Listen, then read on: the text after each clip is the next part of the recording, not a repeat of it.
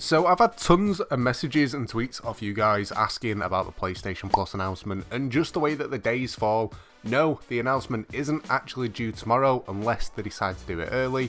We've actually still got a full week until we find out which PlayStation Plus games are going free for us next. We have got quite a few things to talk about this week. I'm going to try and get straight into it though. Now, first things first, we didn't do the drop this week simply because there just isn't enough games that I was actually interested in that I thought would be worth mentioning. There's only one new game that's out this week that I thought's worth kind of looking at, and that is the new SpongeBob game. Now, if you didn't know, SpongeBob got a remaster. This game was out quite a while ago, and it's kind of been remade, re-released. Apparently it's exactly the same, apart from the graphics have been fully redone, and it looks amazing. SpongeBob Battle for Bikini Bottom Rehydrated. It's due out this week. If you're interested in platform games, you're probably going to be into this one. It is pretty much what it is. I used to love this style of game when I was younger.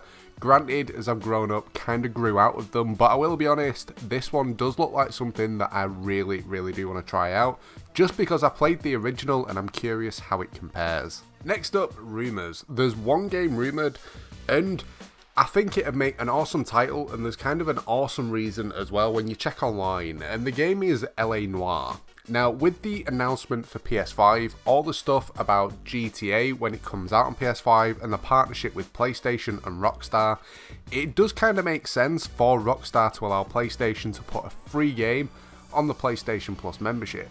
And out of all the ones that are out, I think L.A. Noire would make the perfect game. This title, if you never played it, it's similar style to GTA by the fact that it's a big open world, but rather than being a criminal, you're a police officer. You have to go around solving the crimes, and when you arrest people, you have to look around for clues, you have to interrogate them. The only thing that does get really irritating about this game though, is where you're interrogating people, you have to ask them the right questions and do the right responses, and that's the only kind of side of it that got a little bit irritating. Everything else in the game though I thought was absolutely amazing, and out of every game that I've ever possibly played on PS3, which is where this game was originally out, it was probably L.A. Noire that I enjoyed the most. When it came to PS4, never really played it, didn't look at it, wasn't really too bothered about it because I kind of done the story. It didn't have a big online mode or something that you could all enjoy with your friends, so there wasn't anything for me that I needed to play it again for. But they did bring a PSVR version out, which again looks pretty cool. It's called L.A. Noire Case Files. Looked alright, but this is the game that's rumoured. Curious to see what you guys think though. If this was to come on PlayStation Plus next month, is it something that you'd be happy about, or would you be a little bit annoyed? Before we get on to my predictions though, I always try telling you guys what I've currently been playing, just to kind of give you ideas if you're looking for something new to play. I've kind of already mentioned it, I've been addicted to No Man's Sky. Now, if you ever played this on day one, it was awful.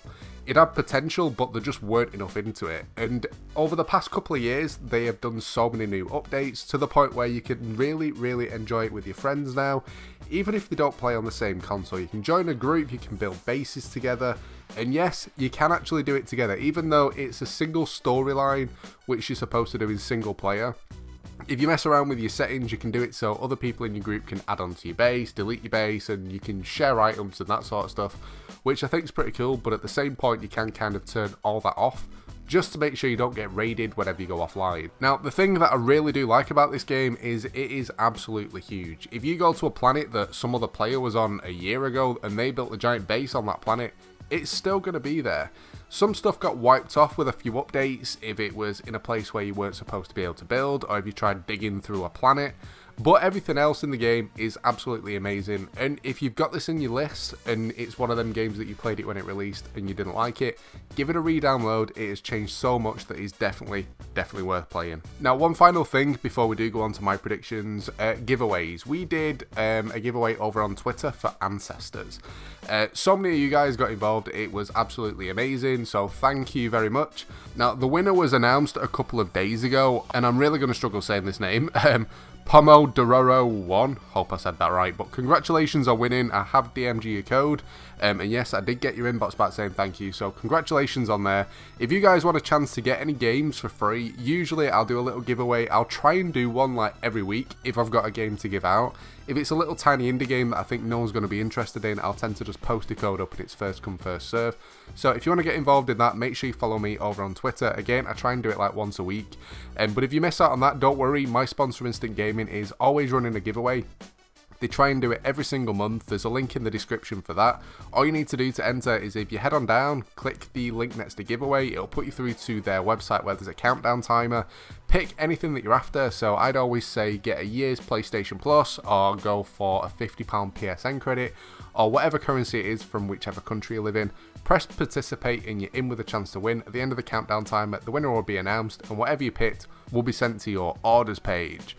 Now, finally, predictions. There's two games that I'm going to go for, and the first one is Lego Star Wars, and the reason behind it is a new Star Wars game is releasing this week, Star Wars Episode 1 Racer, and the fact that a new Star Wars game's coming out, we haven't had a Lego game out in a while, kind of gives me the idea that we could possibly get a Lego game and a Star Wars game. So Lego Star Wars I think could make an amazing title anyway. I've said for a while now I am not a Star Wars fan, so it's not something that I'd enjoy personally, but I do enjoy Lego games just because the humour in them is absolutely amazing. And the second one is a game called Hellblade: Senua's Sacrifice. Now this isn't a huge title, don't get me wrong though, it does look okay. It's a dark fantasy action adventure game.